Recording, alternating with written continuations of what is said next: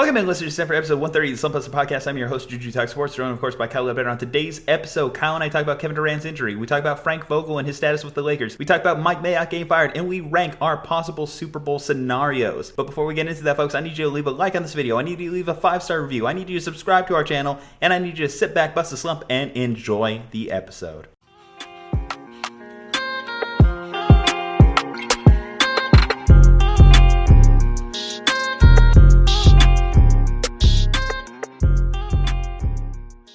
Kyle, what do you think? Perfect time to wear the Celtics green after such a monumental trade. Again, Bull out of Denver, am I right? Oh my goodness. What a fantastic day. I think Bryn Forbes was also traded, the legend Bryn Forbes, who had 6 3-pointers in a playoff game last year against the Miami Heat. Yes. Getting set for the trade deadline less than a month from now, where every team will have the unexplainable urge to acquire Harrison Barnes. We are getting set for that stage to kick off very soon. Why are you a Celtics fan, by the way? Because there's not much of a connection to this. Like, I get Texas Longhorns, 49ers is relatively West Coast. Like, Boston Celtics is just kind of random. This is the one time in my life where bandwagoning was a legitimate thing for me. The big three had just assembled. There was this ESPN cover that I always gravitated to because I used to have a subscription to ESPN, the magazine, as a kid. And it was essentially the Boston Celtics leprechaun, just beat up, pummeled, and in dismay as the Celtics had a NBA worst record the season before acquiring the big three. So I always kind of gravitated towards it. And to see the come up was really cool. And I stuck with them even through the Rajon Rondo years. I stuck with them through IT. I stuck with them through Kyrie. And now in this hell that is, should we split up the Jays or not? That's kind of why I'm a Celtics fan. Again, in New Mexico, you kind of have to ad-lib your teams. It's not as simple as I'm geographically close to this team. Yeah, but a lot of situations like that, you can find someone relatively close, but Phoenix Suns would have not been a good pick. You picked better in doing Boston Celtics than you did going for Phoenix Suns. I will say that. I'll say the history too. I mean, the history of the franchise too was also a good catch for me. Obviously, yes. I gravitate towards the 49ers. They have a great history as a franchise. The San Francisco Giants, I just love watching Barry Bonds. So Celtics, yeah, it's kind of a unique thing. And then I also joke with my hockey team, even though I don't really have a hockey team because I don't watch a whole lot of hockey. I say I'm a Bruins fan just so I can have 2 in the Bay and 2 in the harbor. In the harbor. I like that. It makes sense in doing your analysis. And then you pick not a great college football team to root for, but still, it turned out all right for the rest of your professional sports teams. I will say it's funny to have that with the long illustrious history of one championship in 35 years to enjoy as a Boston Celtics fan. Hey, we got Bull now, man. I just love acquiring 7-footers with foot issues. That is the key to any franchise's success. Don't you know? Yeah, Danny Ainge is still living on with the Boston Celtics. He says anyone who was in the 2019 draft class, no matter how good or how bad, we'll take them. As long as they were in the 2019 draft class, they will be a member of the Boston Celtics through thick and thin. Yeah, it just seems like mostly a salary dump there. PJ Dozier, also a guy they're acquiring that's injured. They're just trying to make some moves to get under the luxury tax, and they're not really buyers. They're not really sellers. The Celtics are an enigma as we head into the trade deadline, though there are other teams too that are questionable as far as what they're going to be doing heading into the NBA trade deadline. Certainly more interesting ones that actually have championship aspirations. There's the Los Angeles Lakers, and then there's the Brooklyn Nets. And the Brooklyn Nets are in the news this week because Kevin Durant has a sprained MCL that will sideline him up 4 to 6 weeks. And a fun stat, ever since the big three got formed out there in Brooklyn, do you realize they have only played 16 games together? Kyrie Irving, Kevin Durant, and James Harden. 16 games together on the court. That is insane. They've been together for over a year. When James Harden was first acquired, that was when Kyrie just went MIA on them. And then right as they started getting into the playoff run, Kevin Durant popped the hamstring, James Harden popped the hamstring, Kyrie messed up his ankle. Here we are in 2021, 2022 season. Kyrie has his vaccinations battle. And now here we are with Kevin Durant and a knee injury. Does this hurt the long-term projections of the Brooklyn Nets for them to not really have any continuity? I mean, 16 games in almost a year of playing together. I would like to say the funniest part about all of this is that if not for Kevin Durant having being one shoe size too large. They're going to the NBA championship through all of that, because just by having Kevin Durant on your team, you already have a chance of making it to the finals. It's weird how that works out. It's like the only move that actually makes an impact in the NBA in the middle of January is injuries. Like, injuries are the only thing that matters in doing NBA analysis until you get close to the playoffs. Like, everyone tried to convince me the Chicago Bulls were a legitimate championship team, and now they're just getting blown out by all the actually good teams as they fall to like fourth in the conference. We know who the good teams are. We know who the championship contenders are because we know who the best players are. And Kevin Durant getting hurt is like one of the only 5 players getting hurt that actually changes all of the math on the NBA standings at this point. So yeah, this really stinks for Brooklyn. It doesn't matter what seed Brooklyn gets, but the fact that Kevin Durant has another injury is something that is noteworthy and newsworthy, because the entire construct of that team relies on Kevin Durant being healthy and being able to be Kevin Durant, who puts up 49-point triple doubles against the Milwaukee Bucks with no James Harden and no Kyrie Irving. So yeah, I think this really does matter. I know it's not like they're projecting him to miss 3 or 4 months, and it's not like a catastrophic injury, but yeah, this is a moderately big deal because Kevin Durant being out is DEFCON 9 for the Brooklyn Nets, who, as we found out this week, might not be together much longer.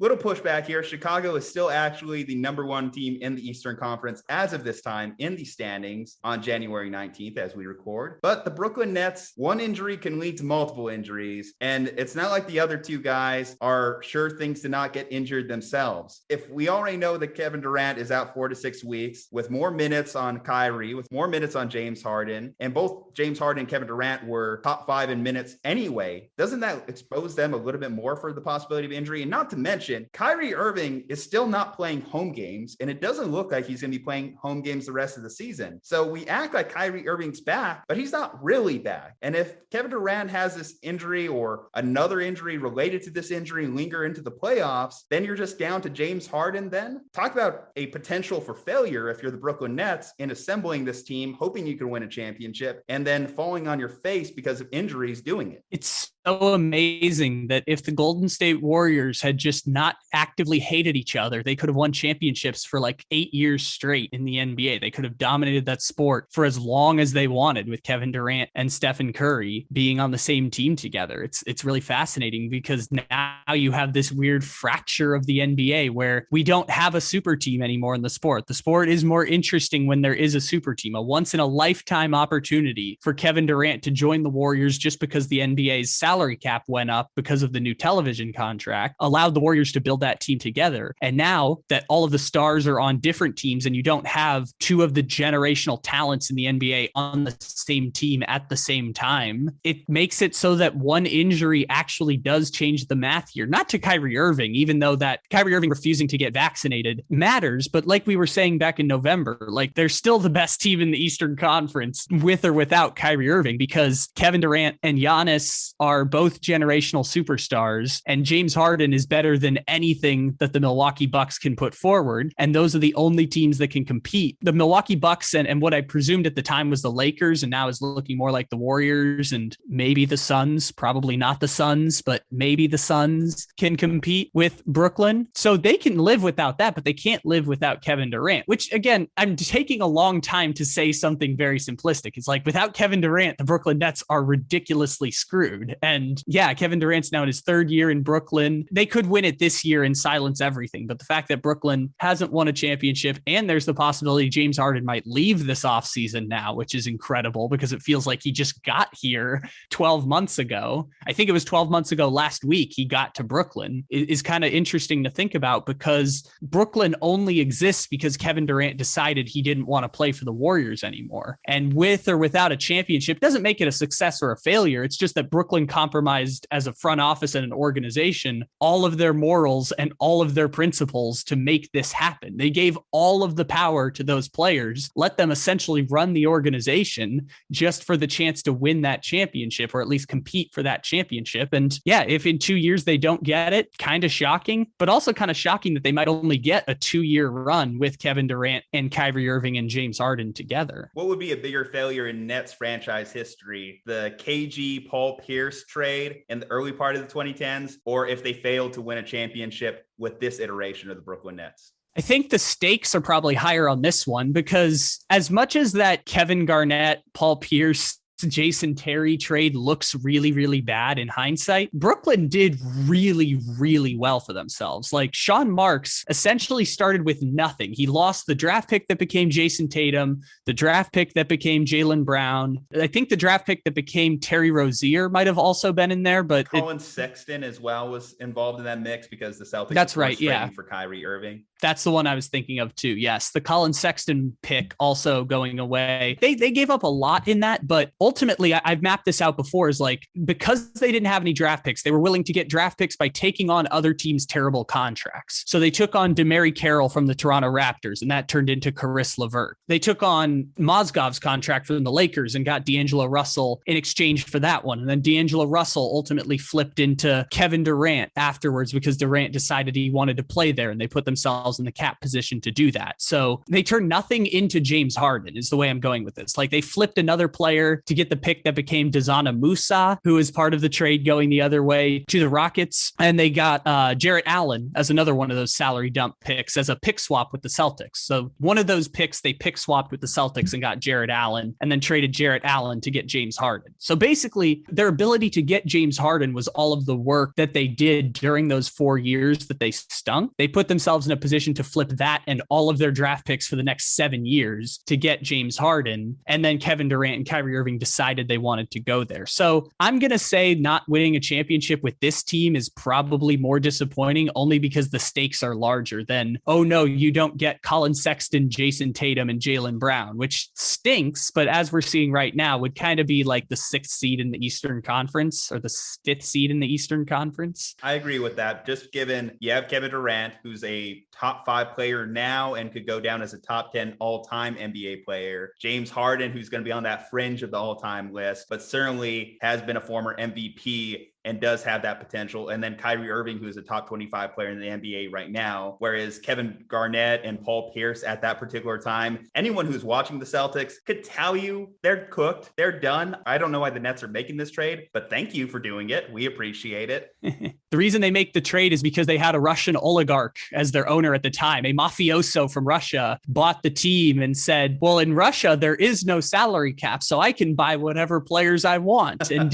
came to the NBA and was like, what good are draft picks when I can get whatever players I want? And then totally destroyed the organization and sold them 8 years later. See, I think this proves a point, and this goes back to our Eddie DeBartolo talk last week. Italian mob versus Russian mob, way better owners in professional sports. Just putting it out there. If we're going to put our hierarchy of mob-owned professional sports organizations, Italian mob ownership trumps the Russian ownership. It's the same guy who, when he first got there, was like, okay, let's get stars. Who are stars? Let's get Darren Williams. Let's get Joe Johnson. Let's get Kevin Garnett. Let's get Paul Pierce. Let's get Brooke Lopez. He just said, all right, let's put together a super team and win a championship and say to hell with the future. And it didn't work out because it didn't work out. Like Darren Williams wasn't as good as we thought. And up until I think last year, they were still paying Darren Williams' contract. I think they bought him out. We're still paying his contract up until last year. And yeah, just Russian mob boss was the reason that all happened. It's a really fun story. I hope they make a 30 for 30 on it one day. I can't wait till the Yakuza could buy a team. Let's talk about the Lakers, though. Let's talk about them and what they got going on. So we talked about Black Monday last week. For Frank Vogel, it could be Black Monday, it could be Black Tuesday, it could be Black Wednesday, it could be Black Thursday, it could be Black Friday, it could be Black Saturday, it could be Black Sunday. Because Frank Vogel is on a game-by-game basis, according to recent reports. And it seemed like it was dead man walking coming into the year anyway, because when you're a coach of one LeBron James, you don't tend to have a long lifespan coaching that particular franchise at that given time. So Frank Vogel, credit to him, he at least walked away with a championship out of it. But how much longer do you think that this is going to go on? When would you expect this announcement to go down? If they're already doing game by game analysis, that means it's inevitable that he's going to get fired. It's just, whenever they decide that they've had enough, or I guess whenever LeBron James has decided he's had enough, or whatever the reasoning might be. I don't know exactly how this is going to work out. No one really thinks of Frank Vogel as this like game-changing coach in the NBA. Like, yes, he has results, but also when he played with terrible players, his teams were terrible. And when he played with great players, his teams were great. And when he played with pretty good players, his teams were pretty good. Like, that seems to be the thing with Frank Vogel, is that he's a coach. He has a scheme, but when he has LeBron James and Anthony Davis, he wins a championship. When he has Paul George and Danny Granger and Lance Stevenson, he makes a conference championship. And when he's on the Orlando Magic, he had the worst record in a 2-year stretch of any coach in the NBA. So yeah, Frank Vogel's pretty interchangeable. I don't know what makes a good coach and what doesn't in the NBA. It's really hard to do analysis on this because the league is so star driven, where one day Budenholzer is going to get fired and then they win a championship. And I still would have fired Budenholzer after winning the championship. I would have tossed him off the championship parade boat, just like the scene in Family Guy where they're tossing everything off the boat. Like, bye.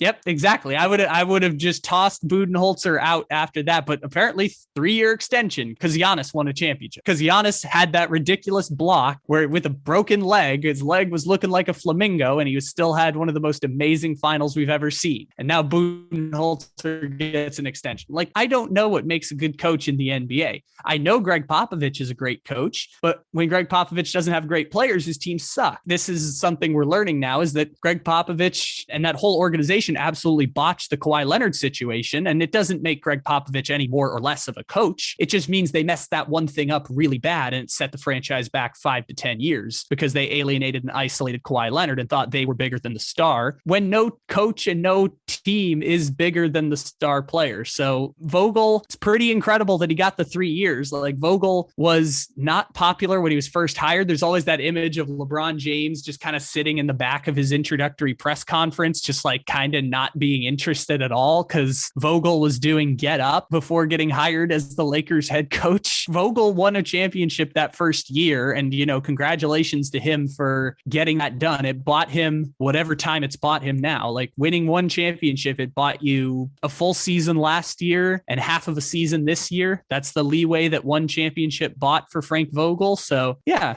I guess he's an interchangeable coach, and I don't know what it accomplishes if you're the Lakers, but the Lakers' problems are more roster based. So there's not much they really can do to fix that because they've already emptied the cupboard of all of their assets except for Talen Horton-Tucker and a 2024 first round draft pick. So if not for that, then there's nothing you really can do other than just say, maybe firing Vogel will help. I don't know if it will. I don't know if it won't, but they're going to do it anyways. I don't know what it accomplishes, but he's going to get fired. I agree with you. I am surprised that Frank Vogel even made it out of his first year. When I heard they were hiring Jason Kidd as an assistant, I'm thinking in my mind, okay, that's what's going to happen. They're going to fire Vogel at some point mid-season, especially when the team starts off slow, and then Jason Kidd is going to get the job. That's how I always saw it playing out in my mind. Didn't happen. And again, Vogel managed to get a championship out of it. When I think about good coaching in the NBA, I would say the biggest, most important things you could do as a coach is just manage your rotations correctly, be able to develop some witty after timeout plays. That's why I always kind of gave Brad Stevens credit, because you saw the coaching element was there. And I also think being able to get, as we talked about before, C players to play like B players and occasionally give you A player output. I think the problem with Brad is he was never get his A players to consistently play like A players when he got A players, a la Kyrie Irving. When it comes to Vogel, he's been able to get his A players to stay within that range. I just don't think he has a lot of A players throughout this roster anymore. I mean, we came into the year thinking that Russell Westbrook was an A player. I would say at this point in his career, he's more of a B-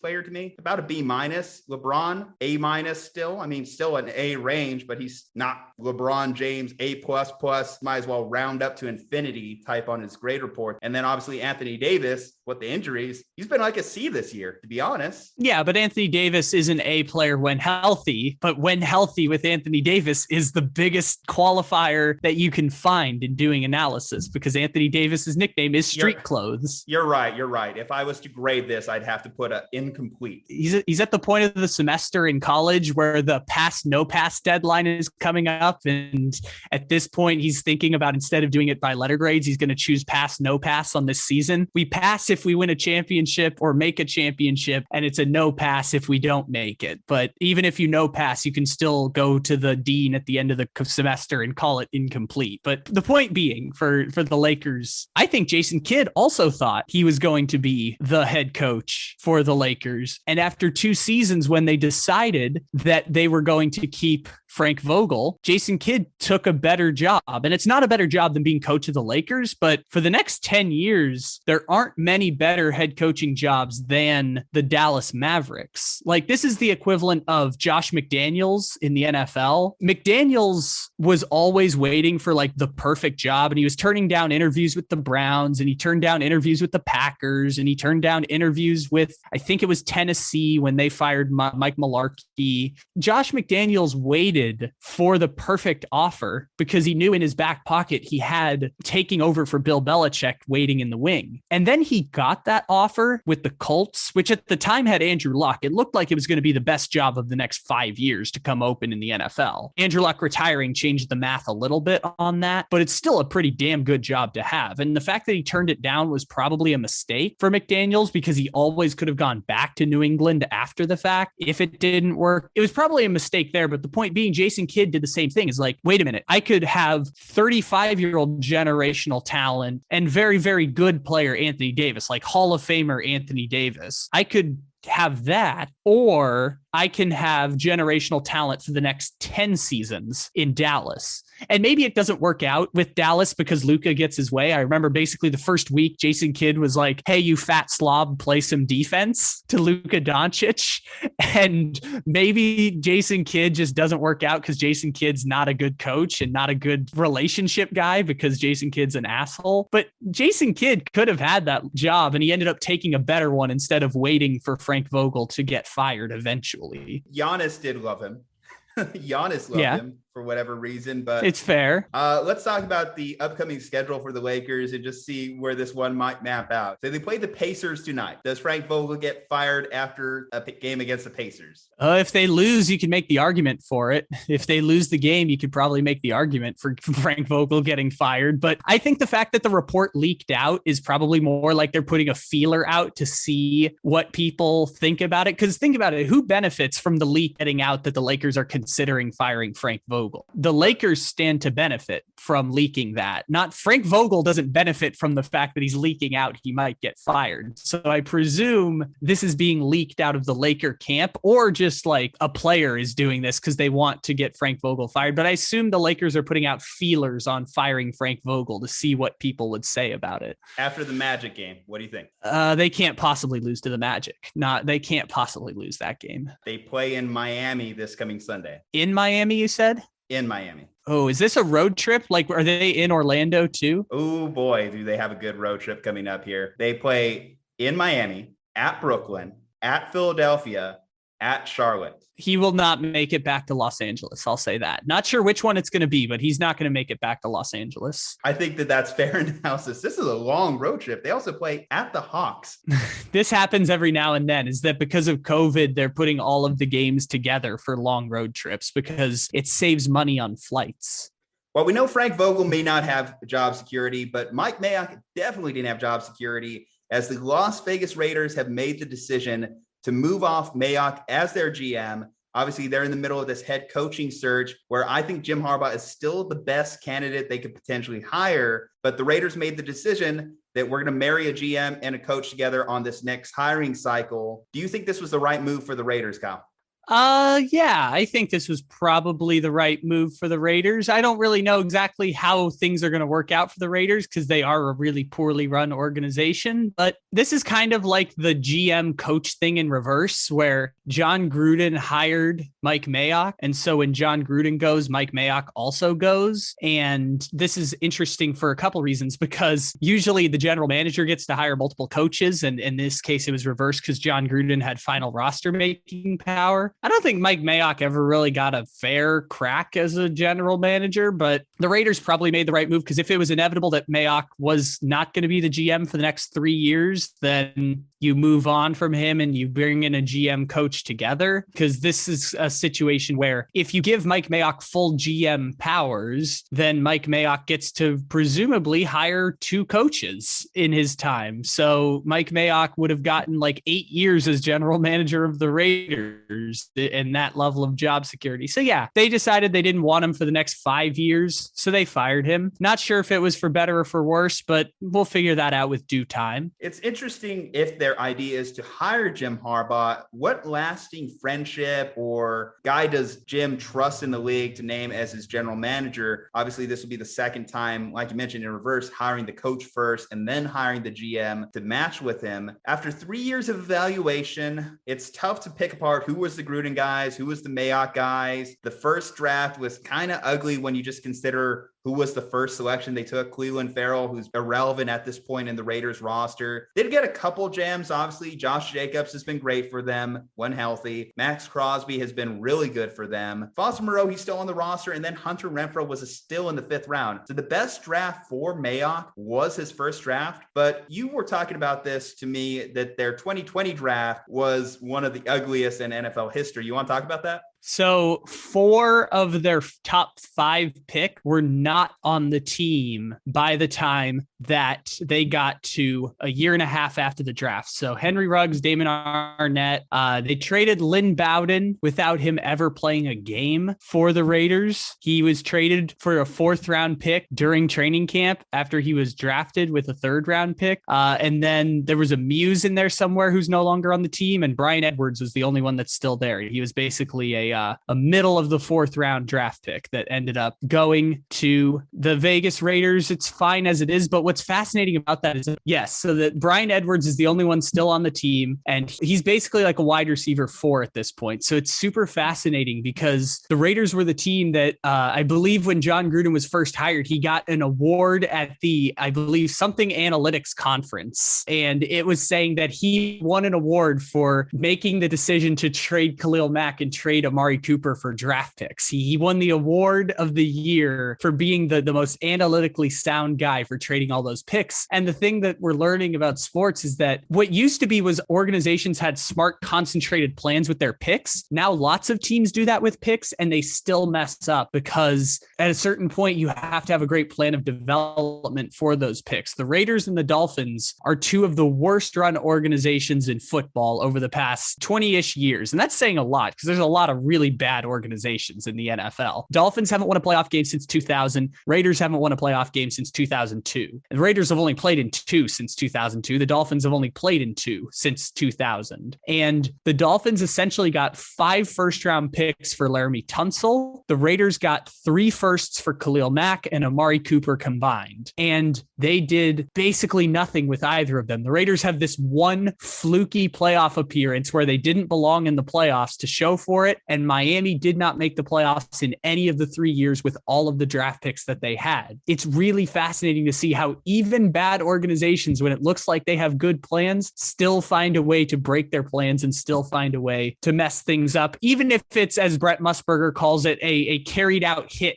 on John Gruden that the NFL did. But even still, like, it is fascinating to see it play out the way that it has for the Raiders and the Dolphins lumped in together, as we talked about the Brian Flores situation last week. And I guess this is once again my pitch for why I think Jim Harbaugh would be a good coach for this team. I think that he can maybe scratch the surface of some of these guys that the Raiders have put in his organizations, and then he would adopt if he ended up taking that coaching position. Some of these scraps that are left over from the 2021 draft will also be interesting to analyze. Obviously, Alex Leatherwood was thought of as a reach whenever the Raiders selected him, where they did, and he didn't really live up to his projections until they switched him to the inside, which helped out their offensive line. They turned around that defense with Gus Bradley there at the helm. They do need to make sure that they can bring in another good veteran defensive coordinator that's able to keep that development continuing. My biggest recommendation, if they do get Harbaugh, is for him to bring the band back together and add Vic Fangio to that staff, because I don't think Gus Bradley is going to be one that's going to get retained here. As we also talked about, doesn't seem like Fitzpatrick is going to get retained. It seems like the Raiders are just blowing everything totally up, and it's just up to Mark Davis now at this point. So if they don't land Harbaugh, is Davis equipped enough to go on the search for the next head coach? I think think the best case scenario actually is to let Mark Davis turn it over to a search firm to give a pool of qualified candidates and to actually do a proper and fair interview process in which he hires the most qualified candidate for the job. But we know that billionaire white people, especially billionaire second generation white NFL owners,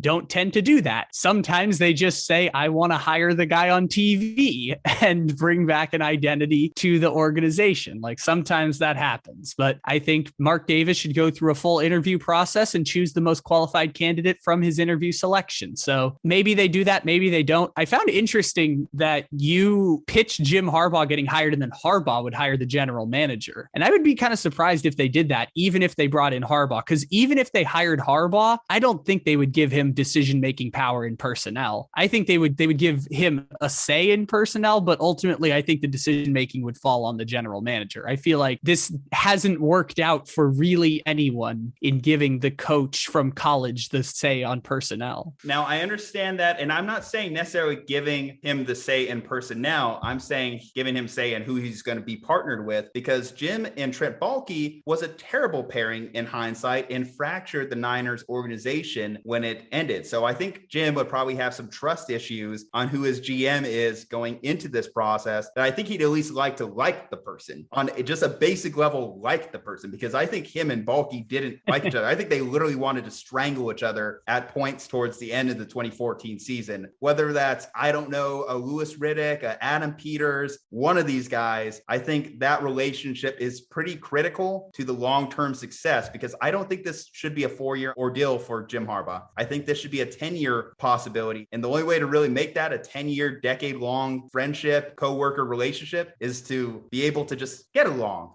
with whoever you're sitting next to on draft day. The part I find that being fascinating, though, is I think of it as the idea of if you're hiring someone else, that means you have a power of like being a boss over that person. Usually the employee or the second in command doesn't necessarily hire the boss. So it feels like if Harbaugh is making that decision there, then Harbaugh is essentially a power over whoever the general manager is. I would just say not necessarily I'm hiring this person, but if Mark Davis was to approach him and say, who would you like to be the GM? You have to at least hear him out as far as top 5 candidates, or giving him a list similar to what the Bengals did with Joe Burrow and Jamar Chase. If you're going to build around this guy, if you're going to offer him probably close to another $100 million deal like you did with Gruden, you might as well ask this guy's opinion going into it, because Jim is flexible more than people give him credit for. Look at how he pivoted with this year's Michigan team, bringing in coordinators from the Baltimore Ravens to change around their entire look at their offense. I think that Jim is willing to adapt to make his teams better. And I think he's willing to adapt behind different personalities, but I think he would at least like the choice, given that his last GM coach relationship was one that turned very toxic very quickly. Ultimately, I think that's probably why Jim is not going to be the coach of the Raiders, just because it doesn't seem like that is a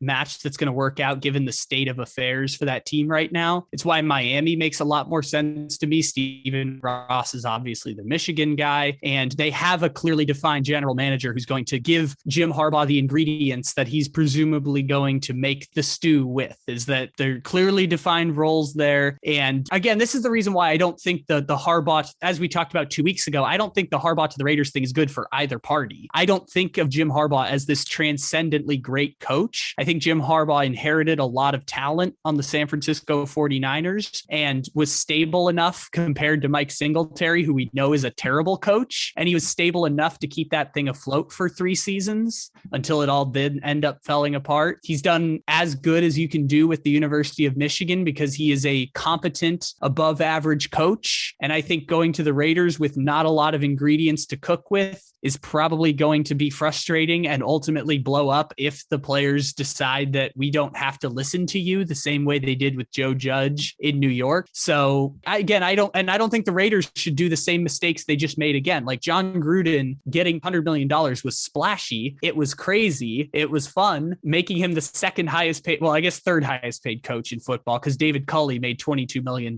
last year, but making him the highest paid coach in football, or second highest paid only behind Belichick, I think Gruden was at the time. But John Gruden essentially has the resume of like Brian Billick, and Brian Billick can't get any coaching job in the NFL at this point. It was never clear what made John Gruden special, and so it didn't work out for them. They shouldn't do it again. Counters. premise. One, I think Jim Harbaugh is a better head coach than John Gruden. Two, player buy-in. Yeah. I think that players will buy into a guy who's been to NFC championship games, has been to a Super Bowl, has had success pretty much everywhere he's went in his coaching career, and is a former player himself, someone that can relate to them on that level. I think that those are some key factors in getting that player buy-in. As far as the Niners, he inherited talent. I've said this to you before, but I think it's revisionist history to say that the Niners were a great team waiting to happen at that time. I think the coach was the main thing that sparked that team to become a better team. When I think about, as a Niners fan in high school, telling my friends about Vernon Davis or telling my friends about Patrick Willis or telling them about Joe Staley, they'd be like, that's great. On a 6-10 team, boo, Niners suck. Well, you're saying the same thing about the Raiders, and the Raiders actually went to the playoffs this year. Whether you consider it a fluky thing or not, falling into 10 wins is not an easy thing to do in the NFL. So if you could take a team that already has 10 wins and just put in a good, stable head coach like Jim Harbaugh is, then that's enough. That's enough to make you legitimate threats to contend on a yearly basis. If you could get that coach part of it, and you might have the quarterback down to a certain extent. If you think that maybe Jim Harbaugh is a B+ level head coach, if he could get Derek Carr to play like a B-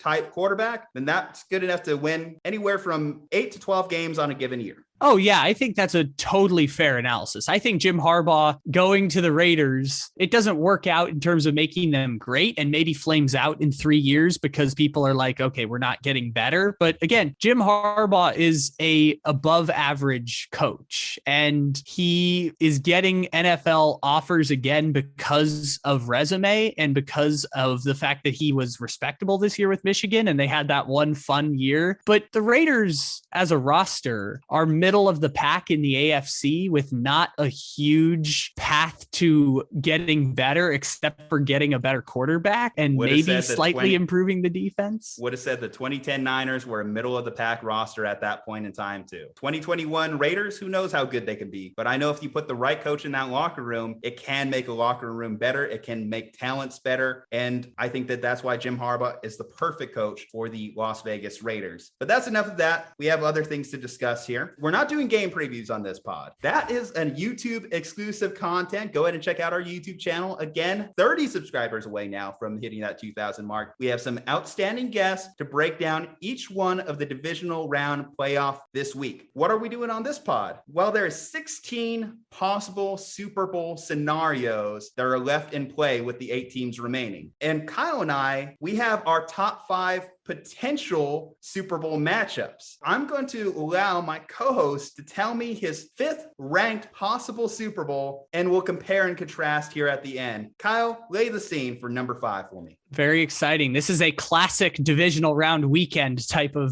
podcast when you are deciding which are the best playoff matchups. Okay. Number 5 for me is Bills and Bucks. Well, the Bills and Bucks would be fun because, of course, you have Tom Brady and Josh Allen. But Josh Allen, I've been saying for years, is basically Patrick Mahomes, but doing everything slightly worse. So it'd be more fun to watch Patrick Mahomes as a generational talent, and it'd be more fun to watch Aaron Rodgers. But both of these are very much more fun than the alternatives. So Bills and Buccaneers, that is my 5th best option there. Also, Tampa Bay, really good at stopping the run. But that's not a problem for Buffalo because Buffalo doesn't run the football. My 5th ranked matchup, and maybe there might be a little bit of bias in this one, but a rematch of the 1981 Super Bowl, a rematch of the 1988 Super Bowl. Yes, I am talking about a trilogy fight as I have the Cincinnati Bengals versus the San Francisco 49ers. There's something about an old school 80s rematch here, and we saw this game just a couple months ago, Joe Burrow versus the San Francisco 49ers defense. It came down to an overtime thriller with Jimmy Garoppolo on a game-winning touchdown drive. And I would love to see this rematch again. There's something about just when colors work together. And I think the Bengals versus the 49ers is my 5th best potential Super Bowl outcome. Kyle, tell me about your 4th rank. All righty. Okay. Number 4 for me is the Buffalo Bills versus the Green Bay Packers. That is my number 4 matchup for Super Bowl Sunday. I enjoy Aaron Rodgers and this Packers team. It is the most talented in the NFL. May not be the best, but most talented in the NFL. Buffalo's offense is fun, and who doesn't want to see the second best passing offense versus the number 1 passing defense in the Super Bowl? My number 4, I'm going to call this potential matchup the Berman Bowl, the Chris Berman Bowl, as there was a scenario in which the San Francisco 49ers and the Buffalo Bills each were in the Super Bowl for 7 consecutive seasons, but they never faced each other. But Chris Berman, one of the GOATs of broadcasting, predicted it for every year in the 90s that the Bills and the 49ers would face off at some point in the Super Bowl. Why not 2022? Yes, I would like to see the San Francisco kid, the Bay Area kid, Josh Allen, versus his former team of fanhood when he was a child, the San Francisco 49ers, in a potential Super Bowl matchup.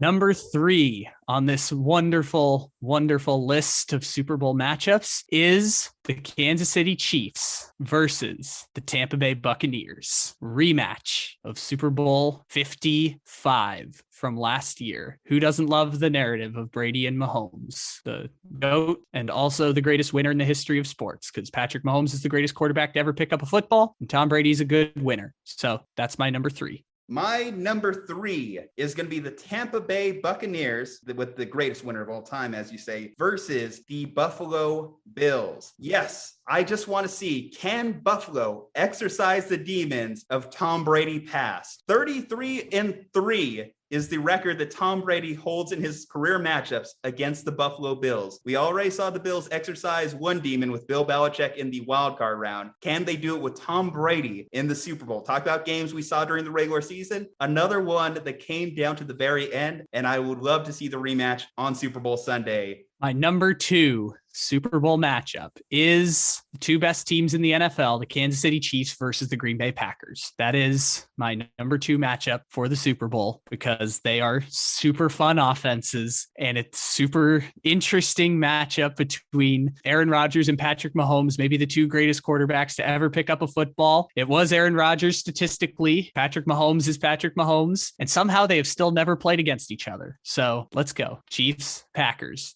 Legacies will be on the line in that Super Bowl. Kyle, you wanted a Super Bowl rematch? Well, I got one for you. The San Francisco 49ers versus the Kansas City Chiefs as my number 2 potential Super Bowl matchup. In 2020, the Niners had a hashtag 2020 Revenge Tour. Well, it turned into the 2020 Rehab Tour as the San Francisco 49ers had a record mark for injuries, had over hundreds of millions of dollars on their injured reserve. And that's why 2 years later, after a heartbreaking Super Bowl that is marred by 20-10 with 7 minutes left to go, in a Super Bowl celebration on an interception that will not leave my mind, I have to see the rematch. I have to see Patrick Mahomes and the San Francisco 49ers one more time, and that takes my number 2 spot on potential Super Bowl outcomes. Number 1 for you, Kyle. This was the easiest one to do, although I love me some Patrick Mahomes and I love me some Aaron Rodgers. This is far and away what I'm rooting for the most on Super Bowl Sunday, which is number 1, anyone except the Tennessee Titans. That is my number 1 Super Bowl matchup. I want anyone to play in the Super Bowl other than the Tennessee Titans. It can be the Chiefs. It can be the Bills. It could be the Cincinnati Bengals even. It'd be weird if it was the Cincinnati Bengals, but let it be anyone other than the team I have said consistently is the 6th best team in the AFC. So my number 1 Super Bowl matchup is get the bleep out Tennessee Titans. That is my number 1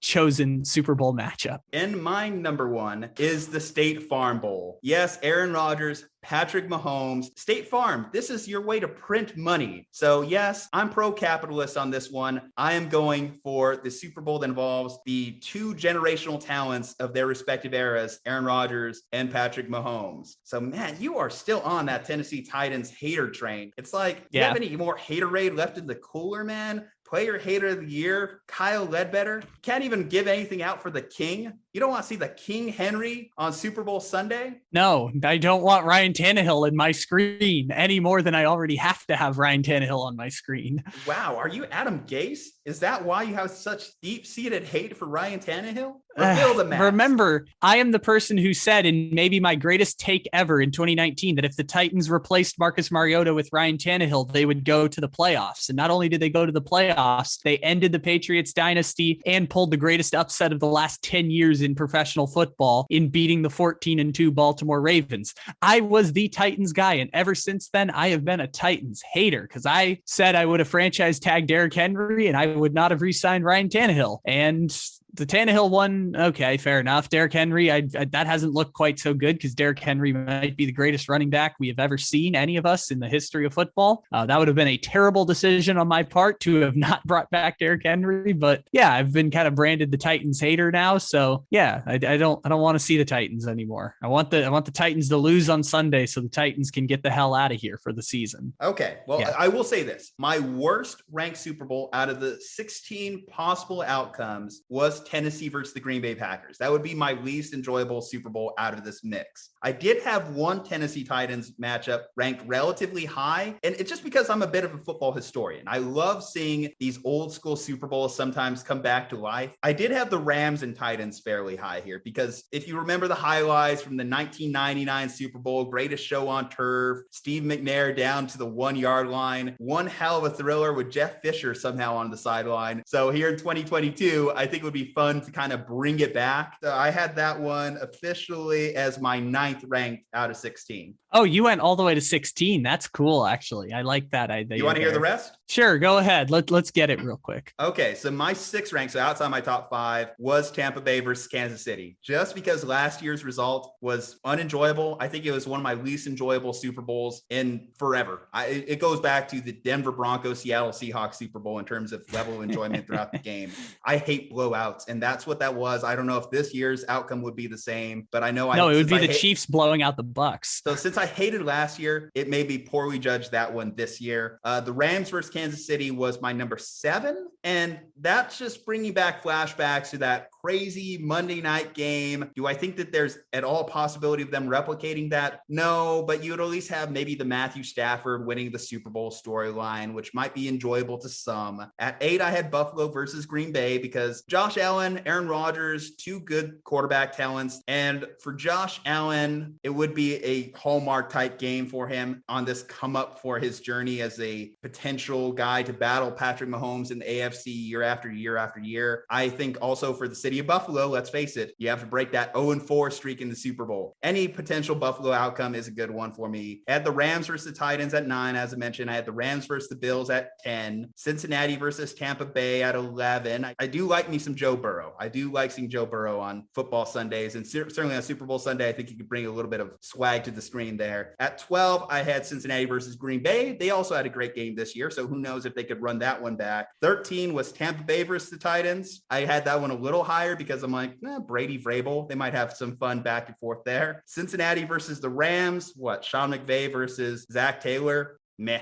15, Tennessee versus San Francisco. It'd be a physical game. I think it'd be a low scoring game. I don't think from an optics perspective, it would be the most fun game. The only level of enjoyment is, of course, for me as a fan. And at 16, like I mentioned, Tennessee versus Green Bay, because we'll get into it on the game previews here, but the Titans don't do a great job at defending the pass. So Janoris Jenkins and Buster Screen versus Aaron Rodgers. That's going to be a long day for the Tennessee Titans. And I mentioned I don't like blowouts on the Super Bowl. I would hate that game just from that perspective. So that's my 16 altogether rank. I know you had a problem with my 5th rank. Do we want to go back to that one there? Yeah, I mean, I get what you're doing there as a 49ers fan and football. You seem to be big on the football history when it comes to matchups that are pretty even across the way. And why would you want to? I mean, I know you're a Niners fan, but why would you want to watch the Niners play the Bengals in the Super Bowl? Like, that's a game that's usually on Wild Card Weekend on somewhere on NBC at 10 in the morning.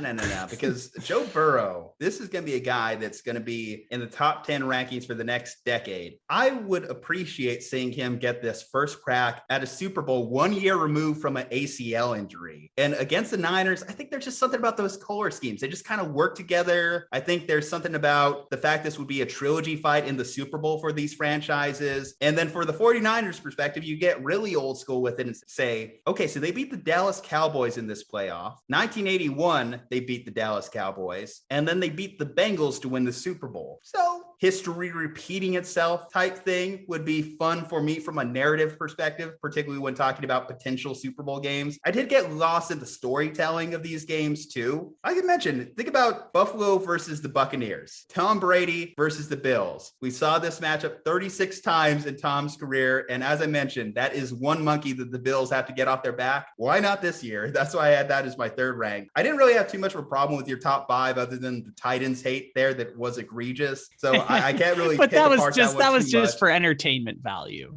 And that's why I don't judge you so poorly here. But you are fair in the fact that the majority of my Titans games I did have in the bottom tier. Yeah. If you're looking for a sixth one here, I guess my sixth would be Chiefs Rams. I guess Chiefs Rams would be next on my list. And I think that's just because once it gets to a certain point, I want the best teams to be the representative champion for a season, because then we have to pretend like Joe Flacco is an important part of history in football, because the greatness of these teams isn't going to last forever. It's why it's so difficult to do this analysis in figuring out how good or how bad certain people are across full careers, because we just can't remember everything. It's hard to remember that the New York Giants beat the Green Bay Packers in 2011 in the playoffs, but most people can't tell me who the Giants beat in the next round to get to the Super Bowl. I know you know the answer, but a lot of people can't say who the Giants beat to get to that Super Bowl. And so it's hard to do this analysis. And I like that the representation of the best teams get to the championship, because honestly, the Kansas City Chiefs are the greatest thing we've seen since that Patriots dynasty. And it's really weird that even if you don't just do Super Bowls, like a lot of people can maybe name Super Bowls off the top of their head, but if you do like conference championships, yeah, the Titans might have a chance of making 2 of the last 3 conference championships, but also they were never as good as that Lamar Jackson 14-2 team. I know they beat them in the playoffs, one of the most shocking upsets of the last 10 years in playoff football. And it's weird that the Titans might get 2 conference championships, and we kind of talk about them as this all-time great team. Again, Derrick Henry is one of these, I think, 5 or 6 players that is like an elite quarterback in their ability to change the game. So Derrick Henry is not like terrible by any stretch of the imagination of like telling the lore of NFL history. I just think that the best teams deserve the representation at the end of the season so that we can go back in time and say like, hey, the Buffalo Bills were really, really good during this stretch of time. Like not just like Buffalo Bills exercising their demons, like they were an elite team for a longer time than like anyone non-Packers and non-49ers has been in the NFC in the last 15 years. So I find that representation important, because if we're going to judge these things 10 years from now, it's important to have the best teams at the end. And it's just more fun. Like everyone's excited for Bills and Chiefs this weekend because it's the best 2 teams playing each other from the AFC and maybe in the entire league. I think the Packers are probably also right there, and Tampa Bay's only slightly behind, but having the 4 best teams at the end is something I really want to see happen.